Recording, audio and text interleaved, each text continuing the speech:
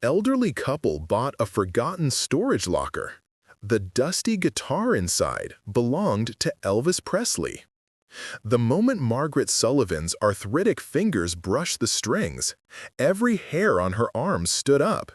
Not from the sound, though the guitar was impossibly still in tune after 50 years, but from the inscription carved into the wood beneath the dust. To Marion, the only girl who ever said no.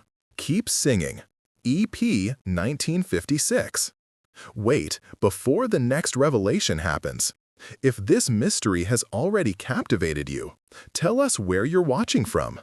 And to make sure you don't miss any unexpected alliances or life-changing discoveries, subscribe and join our circle. The game is about to change. Now, back to the scene. Margaret's husband, Robert, stood behind her in the cramped storage unit, his flashlight beam cutting through the dust motes that swirled in the stale air. At 76 and 78, respectively, they'd learned to move carefully through life. Measured steps, deliberate choices, nothing too risky. Buying a storage locker at auction was the most spontaneous thing they'd done in 20 years. "What does it say?" Robert asked, squinting without his reading glasses. Margaret's voice came out as barely a whisper. Elvis Presley gave this guitar to someone named Marion. The guitar was a Gibson J200, its sunburst finish dulled by decades, but still magnificent beneath the grime. Margaret had played guitar herself once, back in the 60s, when she'd harbored dreams of Nashville and the Grand Ole Opry. She knew quality when she saw it, even buried under years of neglect. Robert moved closer, his knees protesting as he crouched beside her. Elvis Presley? You mean the Elvis Presley? How many Elvis Presleys do you know who were giving away guitars in 1956? They'd come to Morrison's storage auctions on a whim. Their granddaughter, Amy, had been visiting from college and mentioned she'd seen a show about people finding treasures in abandoned storage units. Over Sunday dinner, she'd pulled up episodes on her phone. People discovering rare comic books, vintage designer clothes, even a Picasso sketch once. "You two should try it," Amy had said, grinning at them over her pot roast. "Think of it as a treasure hunt. When's the last time you did something adventurous?" Margaret and Robert had exchanged glances across the table. When was the last time? Their lives had become so small, so predictable. Doctor's appointments and grocery shopping and waiting for the grandchildren to visit. They'd worked hard, saved carefully, retired comfortably. And now what? Watch their friends die off one by one? Wait for their own bodies to betray them? "There's an auction this Saturday," Robert had said slowly. "I saw a flyer at the post office." Amy had clapped her hands together. "Yes, do it! I'll come with you!" But Amy had gotten called back to campus early for a group project, so Saturday morning found Margaret and Robert standing in the gravel lot of Morrison's storage alone, surrounded by professional resellers with cargo vans and calculating eyes. The auctioneer, a weathered man named Dutch, who looked like he'd been doing this since storage facilities were invented, led them from unit to unit. Most were full of junk, broken furniture, mildewed clothes, boxes of romance novels with cracked spines. The serious bidders barely glanced at these, saving their money for the units that showed promise. Unit 23 had promise. Through the gap under the rolling door, they could see furniture shapes, stacked boxes, what looked like picture frames wrapped in brown paper. "Folks, this here belonged to Marion Voss," Dutch announced. "Deceased, no heirs came forward, rent unpaid since 2019. Facilities liquidating. You're bidding on everything you see and whatever you don't see. As is, where is?" "Starting bid is $50. "50!" called out a man with a clipboard. "75!" shouted a woman in a Morrison's storage baseball cap. Robert looked at Margaret. She shrugged. They'd agreed on a budget of $300, just for fun, just to see what happened. "100!" Robert called out, his voice steady despite his racing heart. The bidding went back and forth. The professional buyers seemed interested but not passionate. This was just another unit to them, just another Saturday morning. At $200, the woman in the baseball cap dropped out with a disgusted shake of her head. $250, said the man with the clipboard. $300, Robert countered. Silence. The man with the clipboard studied Robert for a long moment, trying to decide if this elderly guy would go higher or if he'd hit his limit. Robert kept his face carefully neutral, a skill learned from 40 years of negotiating construction contracts. "Going once," Dutch called out.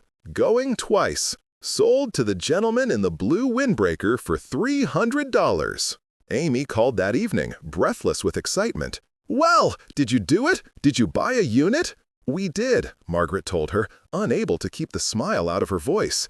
"We won't know what's in it until tomorrow. We have to wait for the facility manager to cut the lock." "Oh my God, this is so exciting! You have to FaceTime me when you open it. Promise?" They'd promised. But when Sunday morning came and they stood in front of Unit 23 with the facility manager, a tired-looking woman named Joyce who'd rather be anywhere else, their hands were too full of cleaning supplies and work gloves to hold a phone.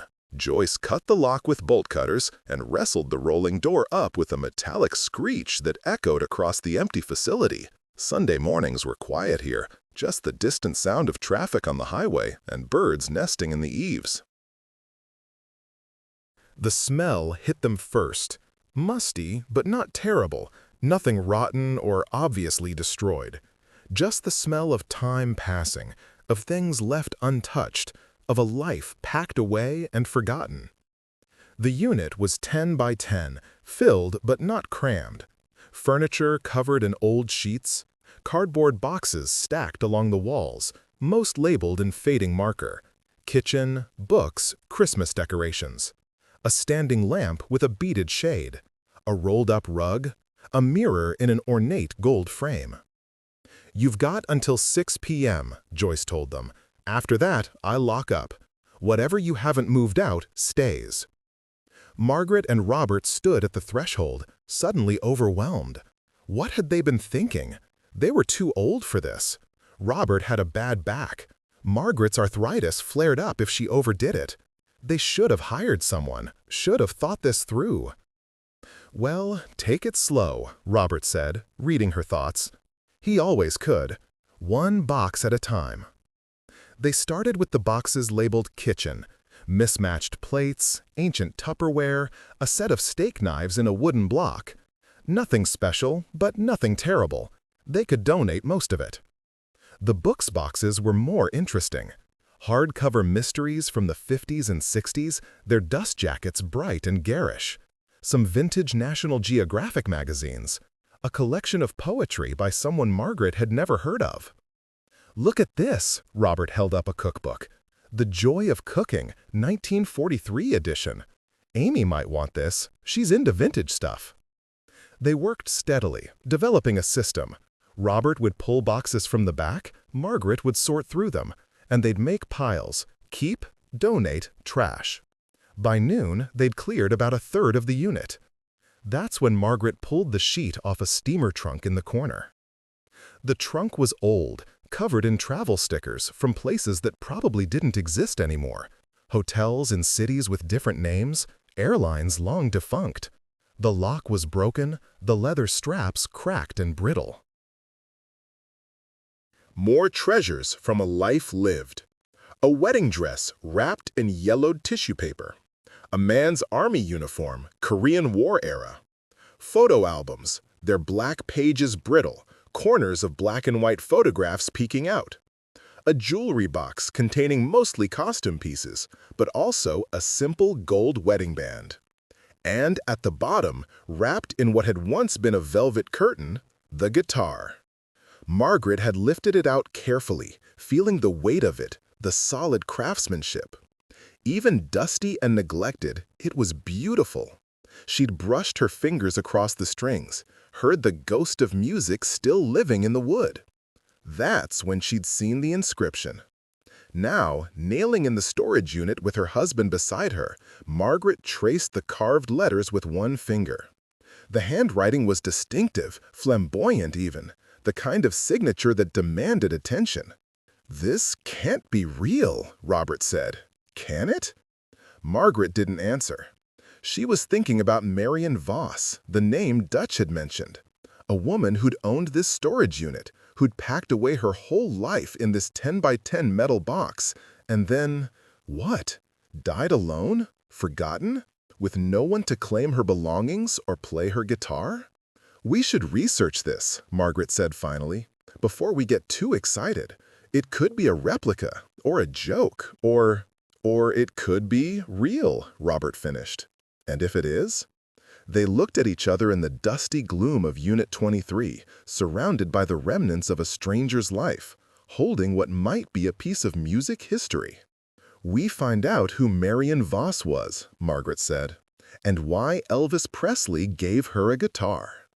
The research began that evening at their dining room table, which was soon covered with printouts, sticky notes, and Margaret's laptop displaying 17 open tabs. Robert had made coffee. They were going to be up late. Marion Voss returned surprisingly few results on Google. No Facebook profile, no LinkedIn, no social media presence at all. But then, if she died recently enough to have a storage unit in 2019, she would have been in her 80s or 90s, not exactly a demographic known for Instagram. What they did find were fragments. A 1952 high school yearbook from Memphis digitized by the local historical society, showing Marion Voss as a senior, her dark hair swept up in the fashion of the time, her smile confident.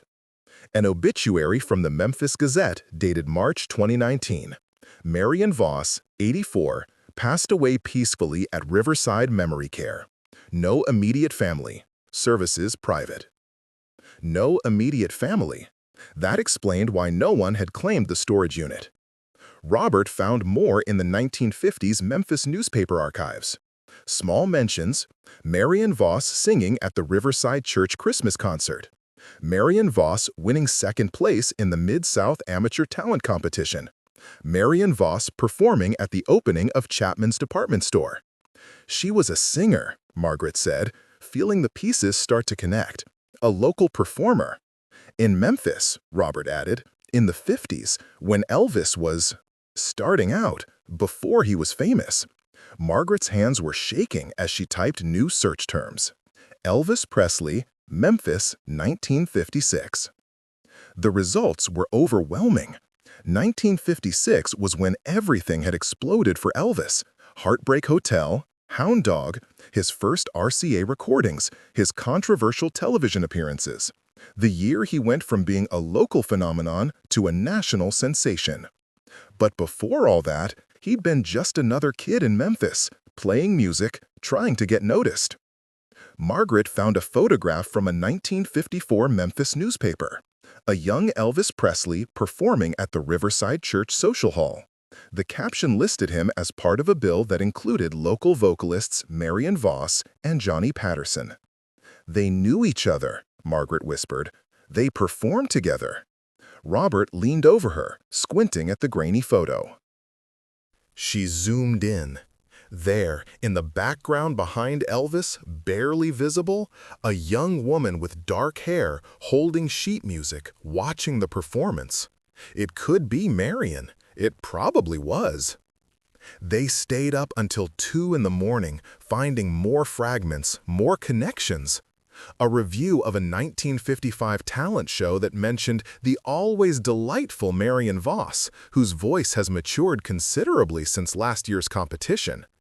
An advertisement for a New Year's Eve dance at the Memphis Moose Lodge featuring music by Elvis Presley and friends. But nothing that explained the inscription on the guitar. Nothing about Marion saying no to Elvis, or why that would matter enough to give her a guitar worth, Margaret had looked this up, potentially tens of thousands of dollars. "We need to authenticate it," Robert said finally, rubbing his tired eyes, "before we go any further down this rabbit hole. For all we know, Marion carved that herself, or someone sold her a fake." Margaret nodded, but she was holding the guitar again, feeling the weight of it, the realness of it. This wasn't a fake. She knew it the way she knew rain was coming before the first drops fell. The way she knew when Robert was keeping something from her. The way she'd known 40 years ago that she would marry this man. This guitar had been touched by magic, by history, by Elvis Presley's own hands. "I know someone," Margaret said, "from my music days. Hank Grierson. He deals in vintage instruments. If anyone can tell us if this is real, it's Hank." Hank Grierson ran a shop called Strings and Things in downtown Nashville, about 3 hours from their home in Chattanooga. Margaret called him Monday morning, trying to keep her voice casual, not wanting to reveal too much over the phone. "Maggie Sullivan," Hank's gravelly voice came through warm with recognition. "Been what, 30 years? You finally ready to sell me that Martin you've been hoarding?" "Not calling about my Martin, Hank. I've got something else. A Gibson J200, probably from the 50s. Needs authentication." A pause. "J200 from the 50s? That's a nice piece. Bring it by anytime. How's Thursday?" "Thursday's perfect. I'll clear my afternoon."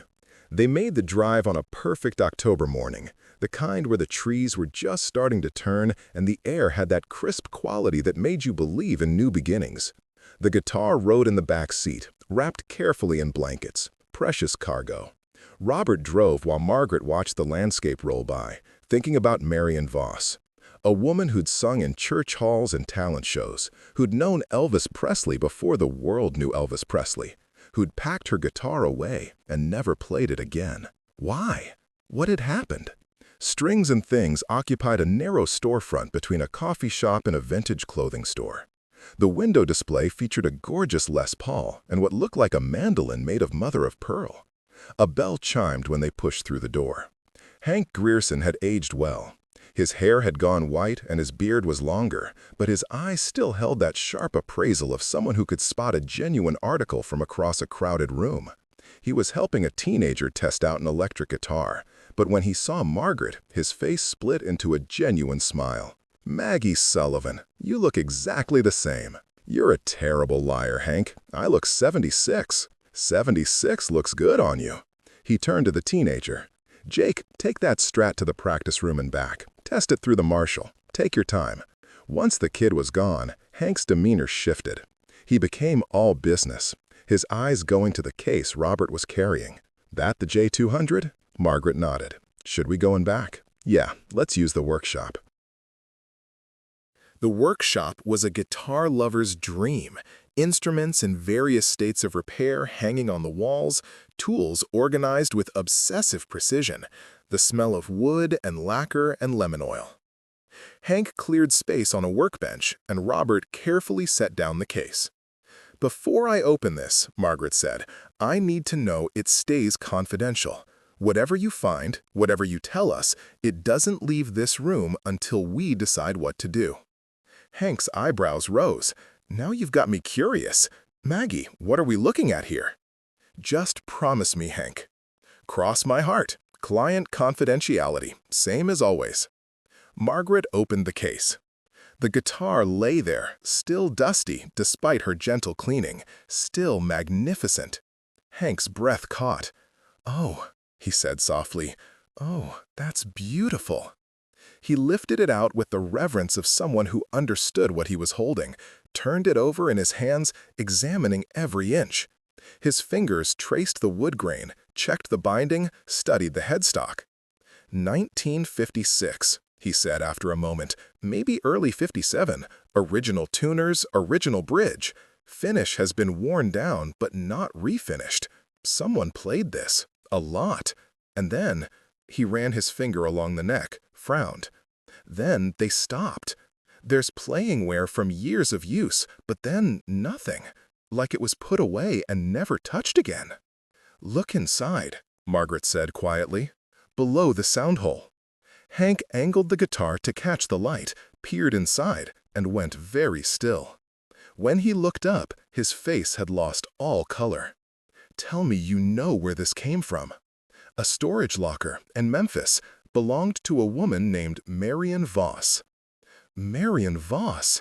Hank set the guitar down very carefully. "Do you know who this is from?" "We have a theory." Your theory wouldn't happen to involve a certain king of rock and roll, would it? Margaret felt her heart hammering. Is it real? Hank sat down heavily on a stool. I need to run some tests. Wood analysis, carbon dating, if you'll allow it. But Maggie, if this is what I think it is, if this inscription is genuine, he ran a hand through his white hair. Do you have any idea what this could be worth? Tell me. Elvis guitars, authenticated Elvis guitars. They sell for anywhere from $300,000 to over $1 million, depending on provenance. If this can be definitively linked to him, if there's documentation, photographs, anything that proves he owned it and gave it to this Marion Voss, Hank shook his head. You could be looking at the high end of that range, maybe higher. The workshop suddenly felt too small, too hot. Margaret sat down on a stool of her own, trying to process. $1 million, more than $1 million, sitting in a storage unit surrounded by old photo albums and Christmas decorations? Robert's hand found hers. We need to know for sure. I'll need a few days, Hank said. Maybe a week. I've got contacts who can run the tests discreetly. But Maggie, Robert, you need to understand something. The moment this goes public, your lives are going to change. The Elvis estate will get involved, collectors will come out of the woodwork, the media will descend. It's going to be a circus. We just want the truth, Margaret said. We want to know who Marion Voss was and why this guitar mattered enough for her to keep it her whole life but never play it. Hank studied her for a long moment. You're not thinking about the money. I didn't say that, but it's not the first thing I'm thinking about. What is the first thing? Margaret looked at the guitar, at the inscription carved into its wood. I'm thinking about a girl who said no to Elvis Presley, and I want to know why. The week waiting for Hank's authentication felt like the longest of Margaret's life. She tried to keep busy, but her mind kept wandering back to the guitar, to Marion, to Memphis in the 1950s. She pulled out her old photo albums, looking at pictures from her own youth in the 60s, a different era, but close enough to feel the echo. Margaret at 20, holding her first guitar, hair long and straight in the folk singer style. Margaret at 25, performing at a coffee house in Atlanta, still believing she could make it, still certain that talent and determination were enough. She'd said no to things too. Marriage proposals from boys who wanted her to give up music, recording contracts that would have required her to sing songs she hated, opportunities that came with strings attached, with prices she wasn't willing to pay. By 30, she'd met Robert at a friend's wedding, a contractor who loved bluegrass and knew how to fix anything. He'd never asked her to choose between music and him. He'd just built her a small studio in their garage and showed up at every performance, sitting in the back with his arms crossed, smiling. She'd chosen him anyway, chosen the life they could build together, kept playing music for herself, teaching guitar lessons to neighborhood kids, performing at church and community events, but letting go of Nashville, of the dream that had defined her 20s. She'd never regretted it, but she'd never forgotten it either. Robert found her in the living room one evening, holding her old Martin guitar, not playing, just holding it. Thinking about Marion? He asked. Thinking about all the Marions, all the women who loved something and had to decide what to do with that love. He sat beside her on the couch. You think she loved him, Elvis? Maybe, or maybe she just loved what he represented. Possibility, escape, a life bigger than Memphis and church socials and amateur talent shows. Margaret set down the guitar. The inscription says she was the only girl who ever said no. What do you think he asked her? To go with him, Robert said. 1956 was when he got big, when everything changed. Maybe he wanted her to come along for the ride, and she said no. She said no. They sat in silence, imagining it, A young woman, talented, probably beautiful, offered a chance to be part of something extraordinary, and she'd turned it away. "Do you think she was happy?" Margaret asked, after. Robert considered the question. She kept the guitar her whole life. She didn't sell it, didn't give it away, didn't destroy it. But she also didn't play it. So maybe she was happy, or maybe she spent the rest of her life wondering what if. Hank called on Friday afternoon. "Can you come to Nashville tomorrow? I've got results."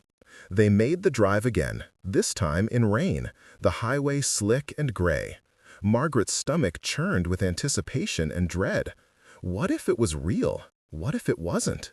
Hank met them at the door of Strings and Things, ushered them quickly to the back workshop. The guitar was laid out on the bench, surrounded by printouts, photographs, and what looked like scientific reports.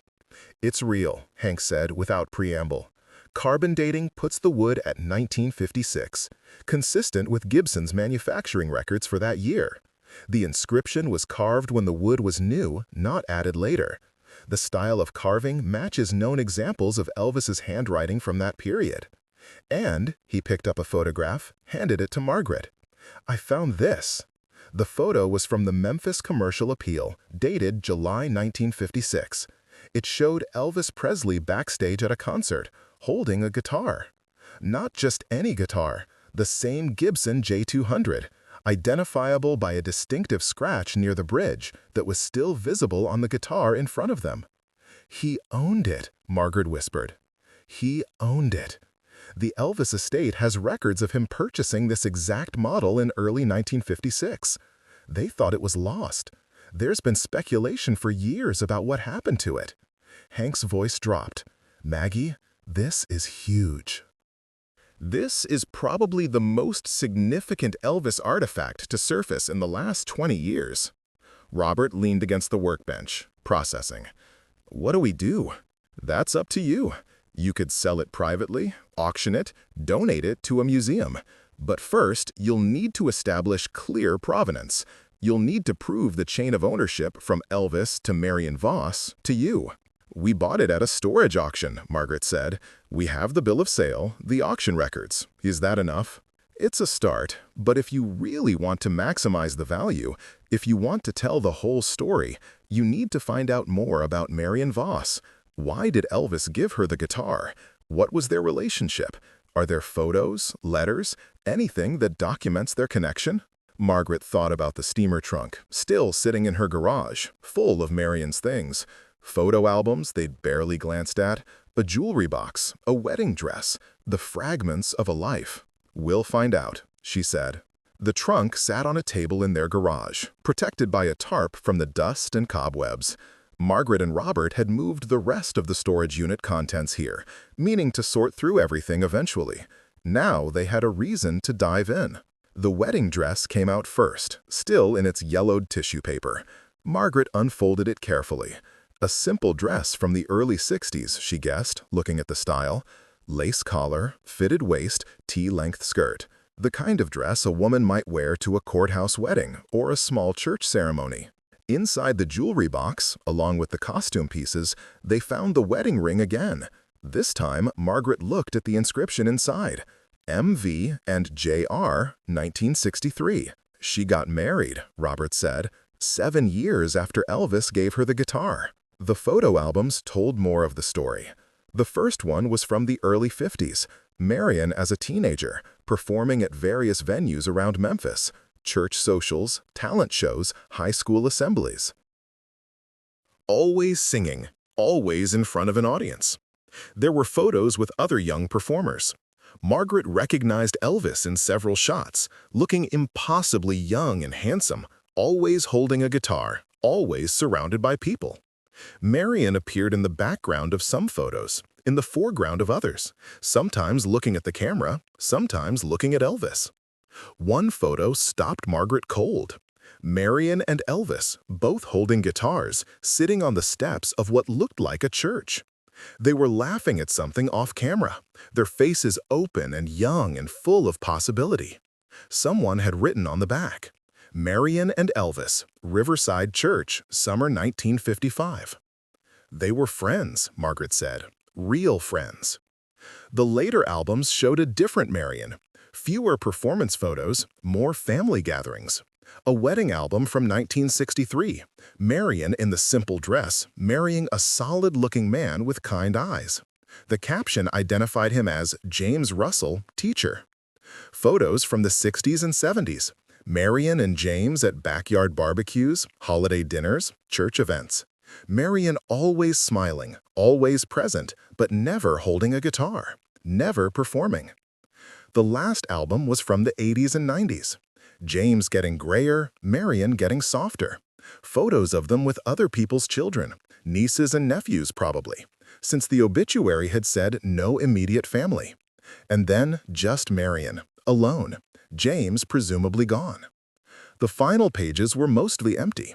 Just a few photos of Marion at what looked like a nursing home, elderly and frail, surrounded by staff and other residents. The last photo showed her sitting in a wheelchair by a window, looking out at something beyond the frame. She lived, Robert said quietly. She made a life, got married, had people who loved her. She was happy. Then why keep the guitar? Margaret asked. Why pack it away but never sell it, never play it, never let it go? At the bottom of the trunk, wrapped in newspaper from 1956, they found the answer. Letters, a whole bundle of them, tied with a faded ribbon. The handwriting on the envelopes was the same flamboyant script as the inscription on the guitar. Margaret's hands shook as she untied the ribbon, unfolded the first letter. It was dated May 1956. Marion, you're probably right to stay in Memphis. I'm probably crazy for going. But I can't shake the feeling that this is it. This is my shot. And if I don't take it, I'll regret it forever. I wish you were coming with me. You're the only one who really gets the music, who understands what I'm trying to do. But I understand why you can't. Your family needs you. James is a good man. He'll make you happy in ways I never could. The guitar is yours. I want you to have it, to keep playing, to remember that you're the best singer I ever met. Better than me, if I'm being honest. You just never wanted it bad enough to leave everything behind. Keep singing, Marion. Don't let anyone tell you to stop. Your friend, Elvis. Margaret read the letter twice, 3 times, tears blurring her vision. She passed it to Robert and opened the next one. They were all from Elvis, written over the course of 1956 as his life exploded into fame. The tone got more frantic, more overwhelmed. He wrote about the TV appearances, the screaming girls, the money, the pressure. He wrote about his mother worrying about him, his father changing, everyone suddenly wanting something from him. And he kept asking Marion to reconsider, to join him, to be part of it. She never went. The last letter was dated December 1956. Marion, I guess I finally understand. You didn't say no to me. You said no to all of this. The chaos, the fame, the madness. You said yes to something else, something quiet and real and yours. I'm happy for you. I am. James is lucky to have you. But I'll always wonder what it would have been like if you'd come along, if we'd made music together, if you'd been there to remind me who I was before I became who everyone thinks I am. Keep the guitar, play it sometimes, and think of me. Always your friend, E.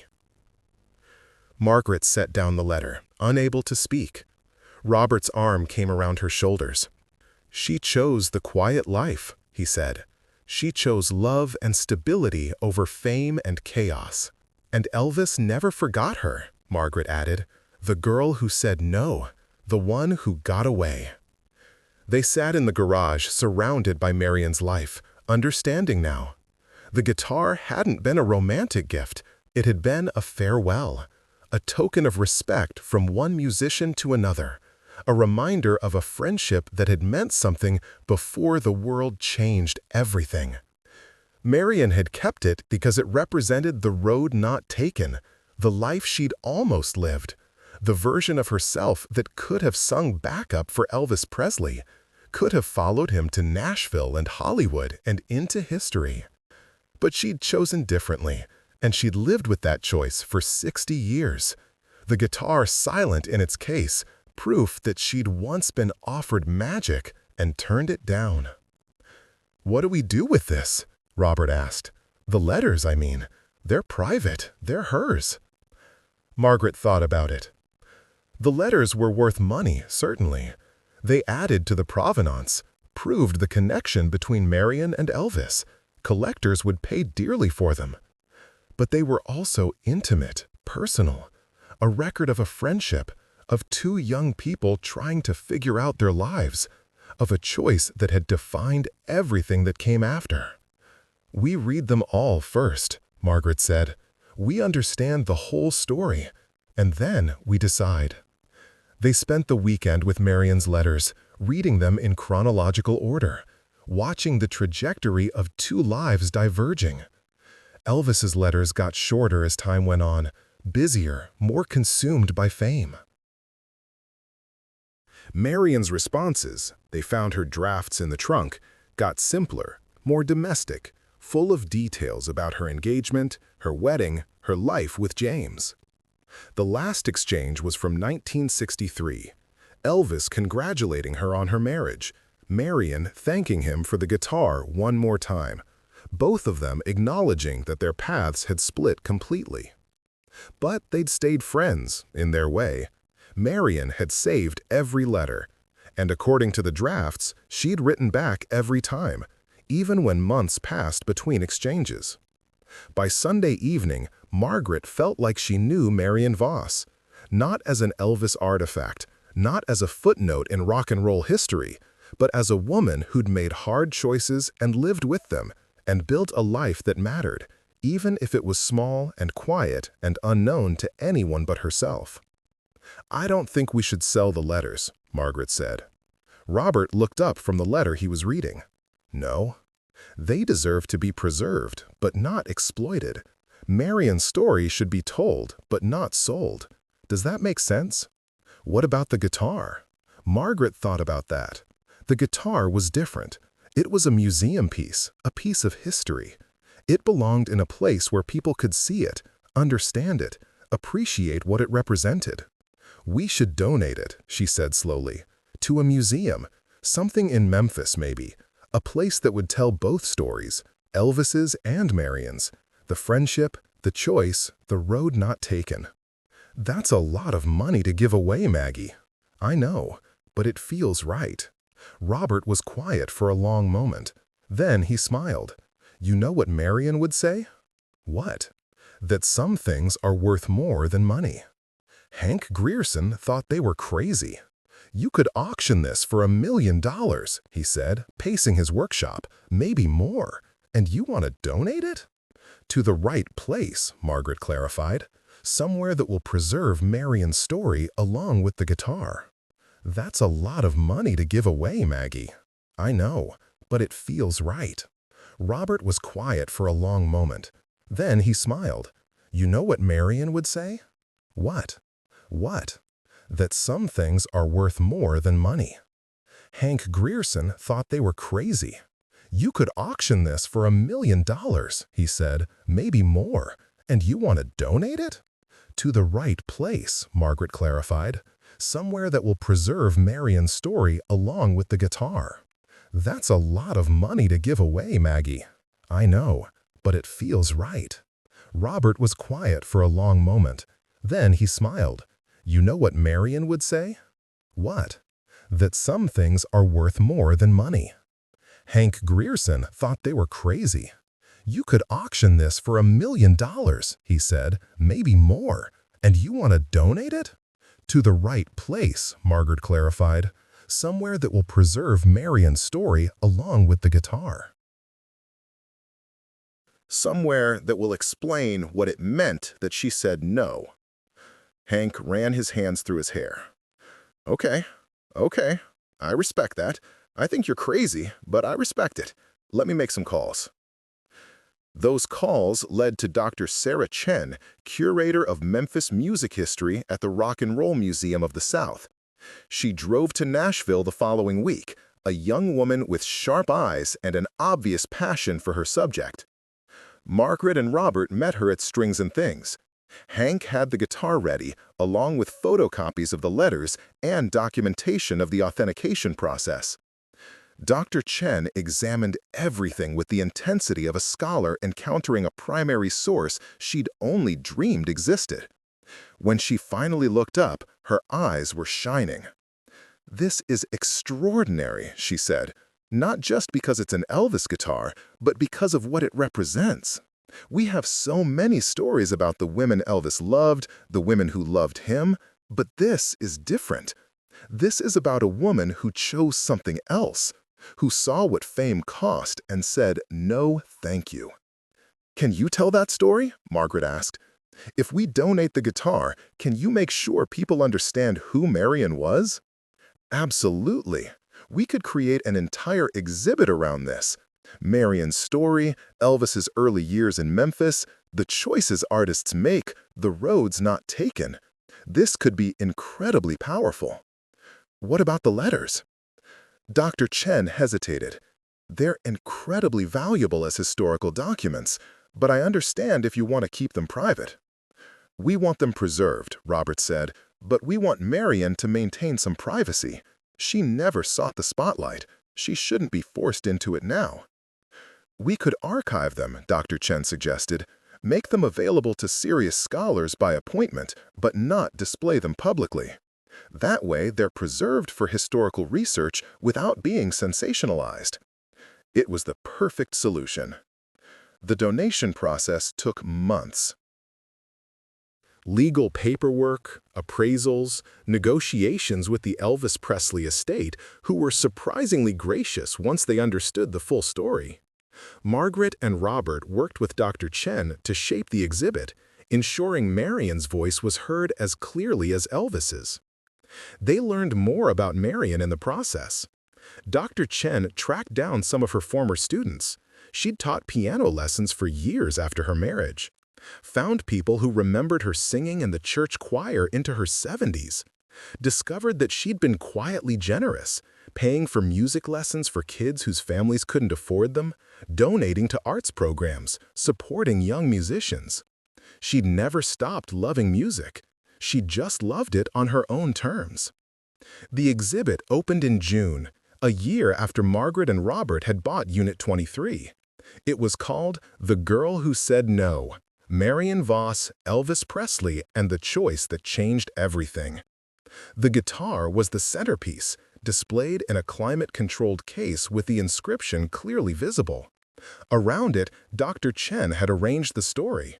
Photos of young Marion performing, photos of her with Elvis, the simple wedding dress, newspaper clippings from her talent show wins, testimonials from her students. And on one wall, printed large enough to read from across the room, "To Marion, the only girl who ever said no. Keep singing. EP 1956." The opening night was crowded with music historians, Elvis fans, journalists, and the curious. Margaret and Robert stood to the side, watching people read Marion's story, see the guitar, understand the choice she'd made. A woman approached them, elderly, probably close to 90, moving slowly with a walker. "Are you the ones who found Marion's things?" "We are," Margaret said. "Did you know her?" "I was her student, back in the 70s. My mother couldn't afford lessons, but Mrs. Russell, that's what we called her. She taught me anyway, for free, for years." The woman's eyes were wet. "She told me once that someone had given her music and she was just passing it on. I never knew what she meant until I saw this exhibit." She gestured at the guitar, at Marion's story spread across the walls. "She was a good teacher. She taught me music, but she also taught me that you don't have to be famous to matter. That small acts of kindness, small choices to help people, they add up. They make a life." The woman smiled. "I became a teacher too. Music teacher. 30 years. Taught hundreds of kids. Some of them probably teach now too. All because Mrs. Russell said yes to teaching me when I couldn't pay." After she walked away, Robert squeezed Margaret's hand. That's the real story, isn't it? Not the guitar, not Elvis. The ripple effects of Marion's choices. Margaret watched the crowd moving through the exhibit, reading, learning, understanding. She said no to one life and yes to another. And the life she chose mattered. The exhibit was a success. It traveled to other museums, generated scholarly articles, became part of the conversation about women in rock and roll history and the paths they chose or were forced to take. Margaret and Robert gave interviews, told the story of finding the guitar, explained why they donated it instead of selling it. Some people thought they were foolish. Most people thought they were admirable. Margaret didn't particularly care either way. She'd done what felt right. Amy, their granddaughter, came to visit a few months after the exhibit opened. She'd driven down from college specifically to see it, and she made Margaret and Robert take her through it twice. "This is so cool," she said, staring at the guitar. "You found this in a storage unit, and instead of selling it, you made sure her story got told." "It felt important," Margaret said. "It is important. It's about women having choices, about being able to say no, about defining success on your own terms." Amy turned to her grandmother. "Did you ever want to be famous when you were playing music?" Margaret thought about that for about 5 minutes. "Then I realized I wanted to love music more than I wanted to be famous for it. The fame seemed like it would ruin the love." Like Marion.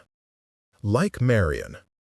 They stood together in front of the exhibit, 3 generations of women, looking at the choice one woman had made 70 years ago and understanding that it still mattered. That night, back home, Margaret pulled out her old Martin guitar. She hadn't played in months. Her arthritis made it painful, and she'd gotten out of the habit. But tonight, she wanted to feel the strings under her fingers, wanted to remember what it was like to make music just because it felt good. Robert sat in his chair, listening, the way he'd listened for 40 years. Margaret played old songs, folk songs from her youth, a few gospel standards she'd learned in church.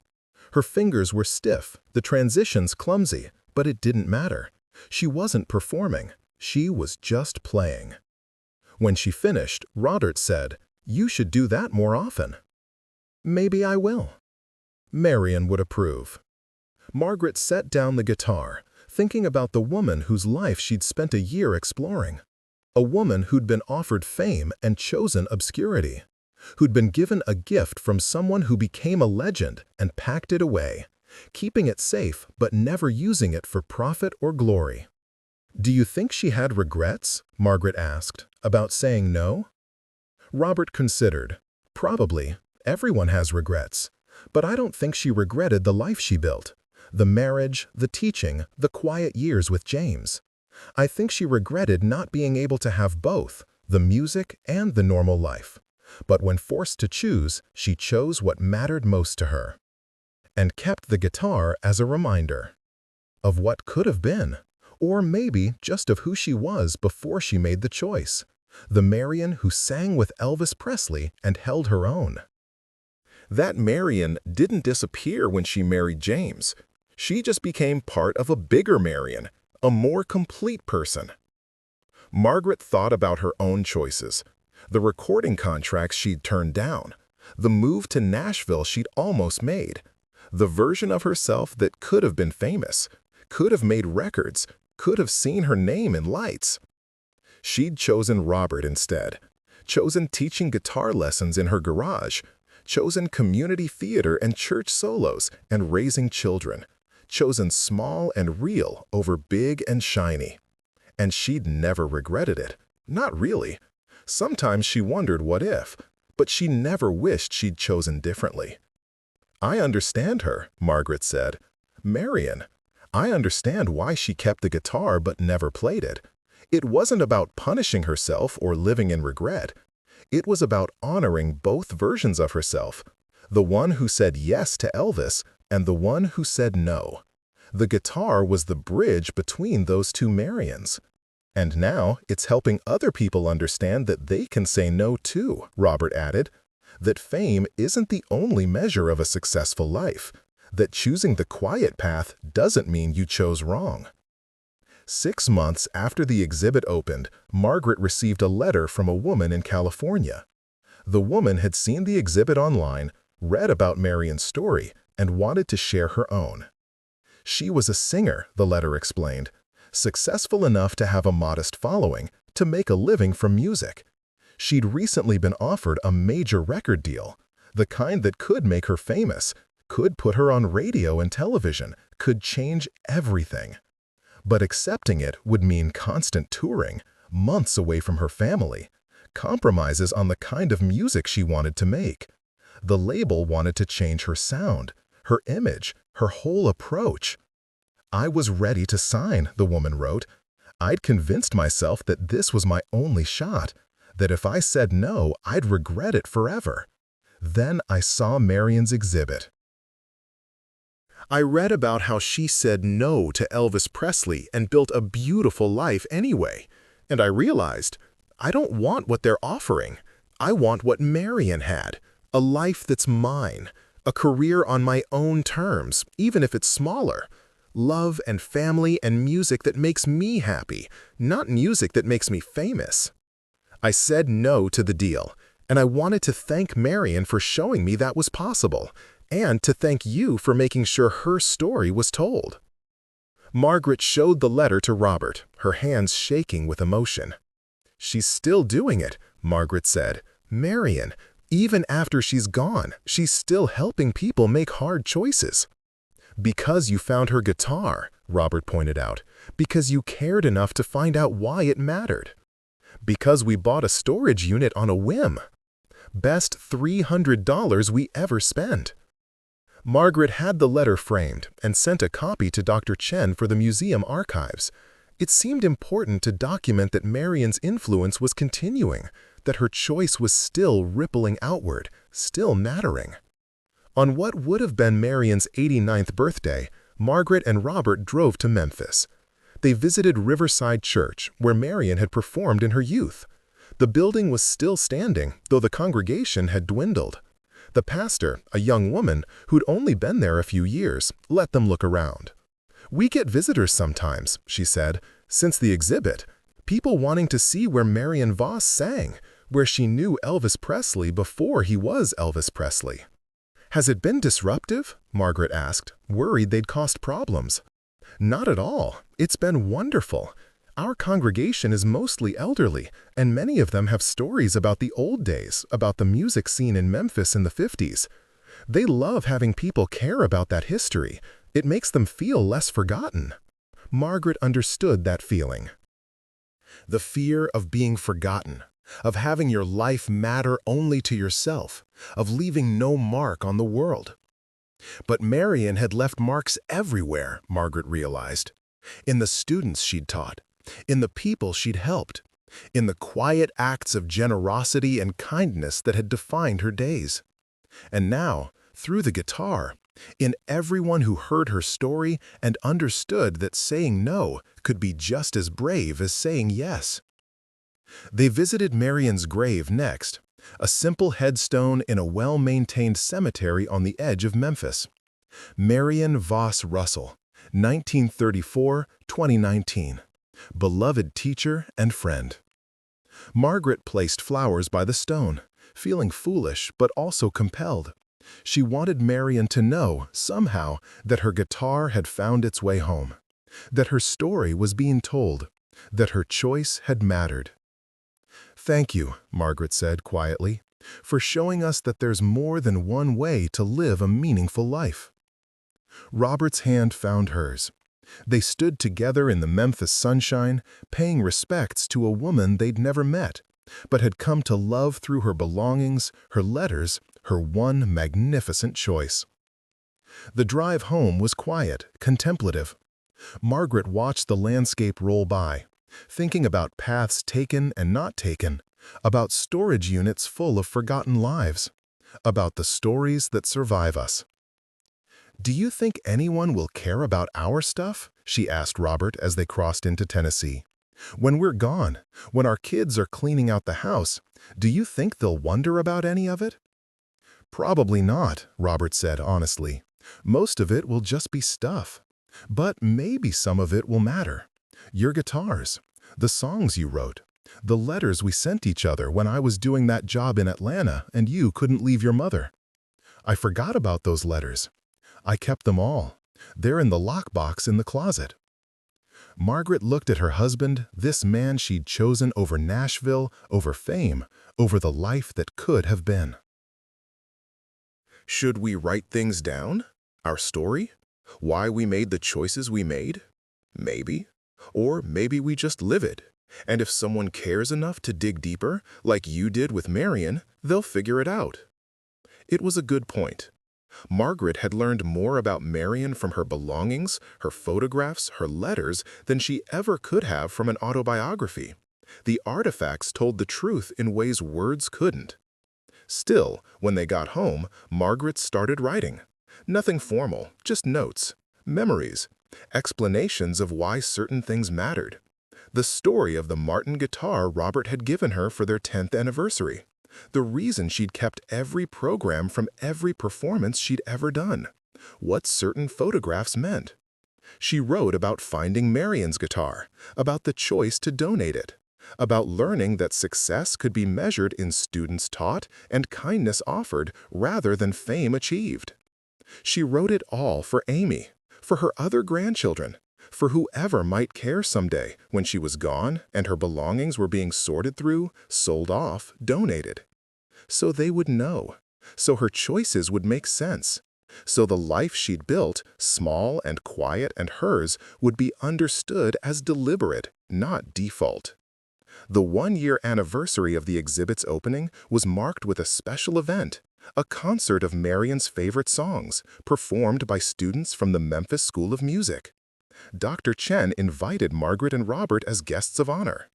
They sat in the front row of the museum's auditorium, surrounded by people who'd been touched by Marion's story. Some of Marion's former students had come, elderly now themselves. Music teachers who'd been inspired by her example. Young musicians who'd learned that fame wasn't the only goal worth pursuing. The students performed beautifully. Gospel songs Marion had loved. Folk standards from the 50s, even Hound Dog in tribute to her friendship with Elvis. The final song was "Ill Fly Away," Marion's favorite hymn, according to her former students. As the young voices filled the space, Margaret felt tears streaming down her face. This was Marion's legacy. Not a famous career or platinum records, just music, passed down, shared, loved. Just lives touched and students taught and kindness offered. It was enough. It was more than enough. After the concert, Dr. Chen pulled Margaret aside. "I wanted you to know, we've been contacted by a documentary filmmaker. She wants to do a full-length film about Marion's story, about women in music who chose different paths. She's calling it The Ones Who Said No." "That's perfect," Margaret said. "She wants to interview you and Robert about finding the guitar, about why you donated it. Would you be willing?" Margaret looked at Robert, who nodded. "We'd be honored." The documentary took another year to complete. The filmmaker, a woman named Jessica Morales, was thorough and respectful. She interviewed dozens of people, Marion's former students, music historians, experts on Elvis's early career, women musicians who'd faced similar choices. And she interviewed Margaret and Robert, asking them to tell the story of Unit 23, of opening the trunk, of finding the guitar and deciding what to do with it. "Why didn't you sell it?" Jessica asked during the filming. Margaret had thought about this question a lot over the past 2 years. Because Marion didn't keep it to make money. She kept it because it meant something.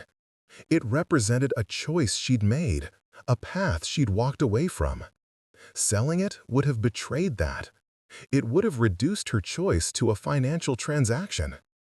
But you could have kept it private. Why donate it publicly? Because her story deserved to be told. not as a cautionary tale or a tragedy, but as an example. Marion Voss was offered a chance to be part of history, and she said, "No thank you, I'm making my own history." That's something people need to hear. The documentary premiered at a film festival in Nashville. Margaret and Robert attended, sitting in a dark theater watching Marion's life unfold on screen. Jessica had done beautiful work, weaving together interviews, archival footage, photos, and Marion's own voice, discovered on a reel-to-reel tape in the archives of Riverside Church, a recording of her singing at a 1955 Christmas concert. Hearing Marion's voice for the first time was overwhelming. She'd been good, really good. Clear and pure and full of emotion. The kind of voice that could have made it if she'd wanted it badly enough. But she'd wanted something else more. The film ended with footage of the exhibit, of the guitar in its case, of the inscription, "To Marion, the only girl who ever said no." As the credits rolled, the theater erupted in applause. People were crying. Margaret was crying. The woman sitting next to her reached over and squeezed her hand in wordless understanding. At the Q&A afterward, someone asked Margaret if she ever regretted not selling the guitar. "Never," she said without hesitation.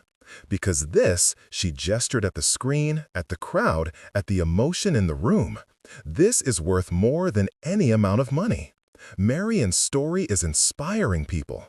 It's helping people understand that they have choices. That's priceless." The ones who said no won awards, played at festivals, eventually ended up streaming on a major platform. Marion Voss's name became known beyond Memphis, beyond music history circles.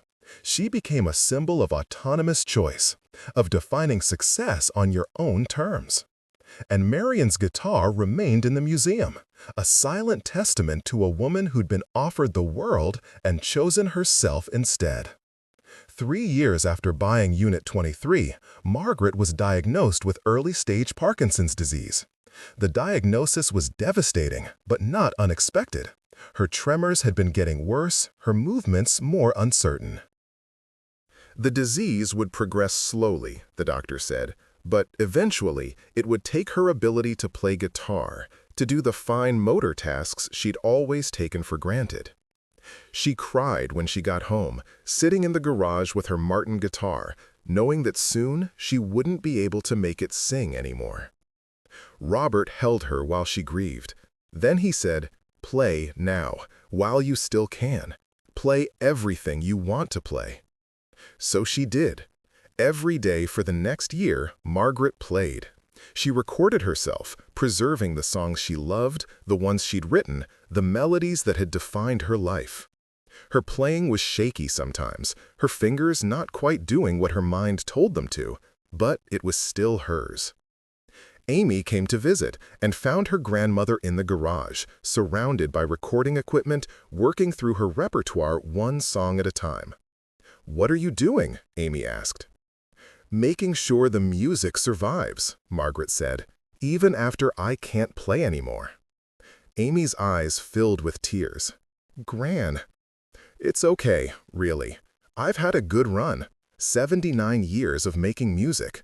That's more than most people get, and I'm making peace with letting it go."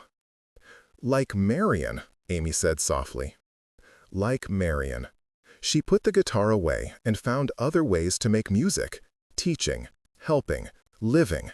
I'll find other ways too. But it was hard, harder than Margaret wanted to admit. The Parkinson's progressed, stealing her dexterity one small piece at a time. Within 2 years, she could no longer hold a pick steadily. Within 3, she could barely finger a chord. The Martin guitar went into its case, just like Marion's Gibson had gone into its velvet wrapping. Margaret understood now, in a way she hadn't before, why Marion had kept the guitar but never played it. Sometimes, keeping something close but unused was the only way to honor what it had meant. On her 82nd birthday, Margaret's family threw her a party. Her children, grandchildren, Even a few great-grandchildren filled the house with noise and love. Amy had put together a video montage of Margaret's life, photos from her performing days, clips from the documentary about Marion, recordings of Margaret playing guitar. Watching herself on screen, younger and steadier, fingers flying across the fretboard, Margaret felt a complex mix of grief and gratitude. She'd lost something irreplaceable, but she'd had it. That was the important part. After the party, when everyone had gone home, Robert found her in the garage again, standing by her guitars. "Missing it?" he asked. "Always, but also grateful for every year I had it." She touched the Martin's case gently. "I keep thinking about Marion. She put her guitar away at 22. I got to play until I was 79. That's 57 extra years of music. I got the better deal. Marion would have been happy about that, about you playing all those years." "I hope so," Margaret smiled. "I like to think she'd be proud of us, for finding her guitar, for making sure her story got told, for understanding what she gave up and why it mattered." "I think she would be. I think she is." Margaret didn't particularly believe in an afterlife, but she liked the idea of Marion somewhere, knowing that her choice had inspired thousands of people, that her guitar had found its way home, that her story had outlived her. The documentary about Marion's life had an unexpected second act. Several other women came forward with similar stories, talented musicians who'd turned down opportunities for fame, who'd chosen family or stability, or simply different dreams. Jessica Morales made a follow-up film featuring these women, showing that Marion's choice wasn't unique, just uncommonly documented. One of those women was Margaret. Jessica interviewed her for the sequel, filmed her talking about her own decision to step away from pursuing music professionally to choose Robert and family and teaching over Nashville and recording contracts. "Do you regret it?" Jessica asked. Margaret, her hands trembling in her lap from the Parkinson's, thought carefully before answering. "I regret that I can't have both, that women of my generation, of Marion's generation, were often forced to choose between career and family in ways men weren't. But do I regret the specific choice I made? No. The life I built with Robert, the students I taught, the music I made on my own terms, that was exactly the life I wanted. Even knowing what you gave up? Even knowing that. Because I didn't give up music. I just made it on a different scale. Marion taught me that. She showed me that you can say no to fame and still say yes to art. You can say no to one kind of success and still have a wildly successful life." The film used footage of Margaret's old performances, her teaching, her playing in her garage during those final years before the Parkinson's took her ability. It told her story alongside Marion's and the others, a chorus of women who'd said no and built beautiful lives anyway. Margaret was 84 when the sequel premiered. She attended in a wheelchair, her tremors too severe for steady walking. But her mind was sharp, and when people approached her after the screening to tell her how Marion's story and hers had inspired them, she listened with genuine interest. A young woman, maybe 25, knelt beside Margaret's wheelchair. "I'm a session musician in LA. I just got offered a touring gig with a major artist. It would be incredible exposure, could lead to bigger things, but I'd have to leave my partner, who can't travel because of her job. I'd miss the first year of my nephew's life.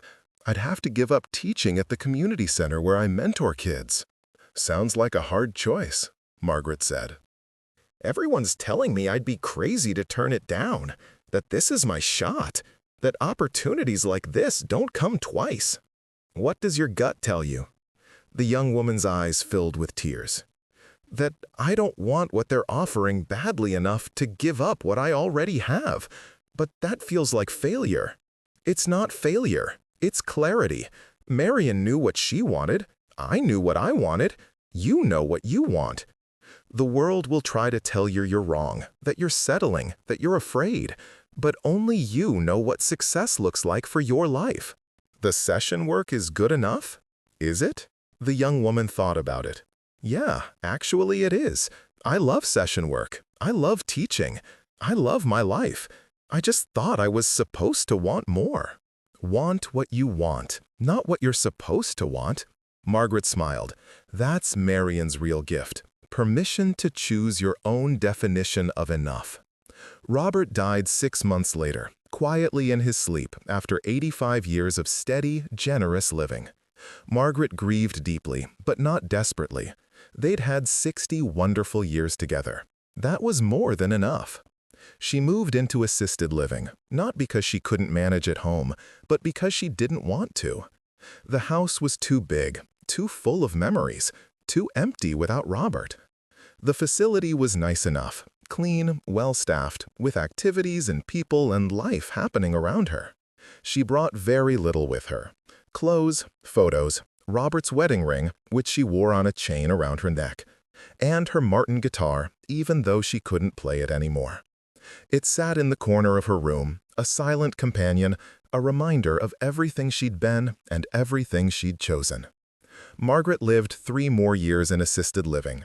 The Parkinson's progressed, but slowly. Her mind stayed sharp. She watched Marion's documentary whenever she felt lonely, feeling connected to this woman she'd never met but knew so well. Amy visited often, sometimes bringing her own guitar and playing for her grandmother. Margaret would close her eyes and listen, transported back to her performing days, to the garage lessons, to late nights writing songs with Robert listening from his chair. "You should play professionally," Margaret told Amy one afternoon. "You're good enough." "I'm happy teaching middle school music," Amy said, "just like you were happy teaching in your garage." "Just like Marion was happy teaching in her living room," Margaret added. "We're a long line of women who chose small and real over big and shiny." "Small and real is better," Amy said firmly. "I have summers off. I have health insurance. I have a life outside music. That's what I want." "Then you've already succeeded." Margaret died on a Tuesday in April, peacefully and without drama, the way she'd lived most of her life. She was 87. Her family gathered, grieved, celebrated her life with music and stories and love. When they cleaned out her room at the assisted living facility, they found the Martin guitar, still in its case, and a letter taped to the top. The letter was addressed to Amy. "This guitar has been my companion for 60 years. It's heard my best songs and my worst. It's been there for celebrations and grief, for love and loss, for all the moments that made up my life.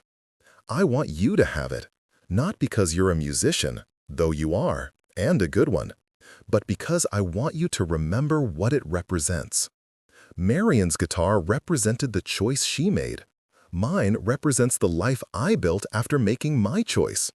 Yours will represent whatever you decide it should represent. Play it if you want. Put it in a case and keep it if that feels right.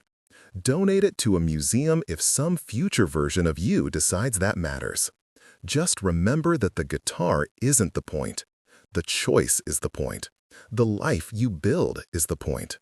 Say no when you need to say no. Say yes when you need to say yes. And know that whatever you choose, if it's chosen with honesty and courage, it's the right choice. Love always, Gran." Amy cried reading the letter. Then she opened the case, lifted out the Martin, and played "Ill Fly Away," Marion's favorite, Gran's favorite, now hers too. The museum in Memphis added a postscript to Marion's exhibit after Margaret's death, a small section about the elderly couple who'd found the guitar, who'd cared enough to preserve Marion's story, who'd chosen donation over profit because some things matter more than money. They included a photo of Margaret and Robert from the documentary, standing together, Margaret's hand in Robert's, both of them smiling at something off camera. They looked happy. They looked like people who'd made good choices and built good lives. And in that photo, if you looked closely, you could see the same expression Marion wore in that 1955 photograph with Elvis. That look of someone who knew what they wanted and had the courage to choose it, regardless of what everyone else thought they should do. The exhibit's final wall now featured 3 guitars: Marion's Gibson, a photograph of Margaret's Martin, Amy kept the original, and a small display about women musicians who'd said no to fame and yes to themselves. The inscription under the display read, "Success isn't always measured in fame or fortune. Sometimes it's measured in students taught, songs shared, lives lived with intention and courage." These women remind us that saying no can be just as powerful as saying yes, and that the smallest choices can echo through generations. And in storage units across the country, in closets and attics and garages, other guitars waited in their cases. Other treasures sat forgotten. Other stories remained untold. Waiting for someone to care enough to look deeper. Waiting for someone to understand that every object has a history. Every choice has consequences. Every life, famous or not, matters. Waiting for their own Margaret and Robert, their own Amy, their own person who would see past the dust and recognize the music that still lived in the silence.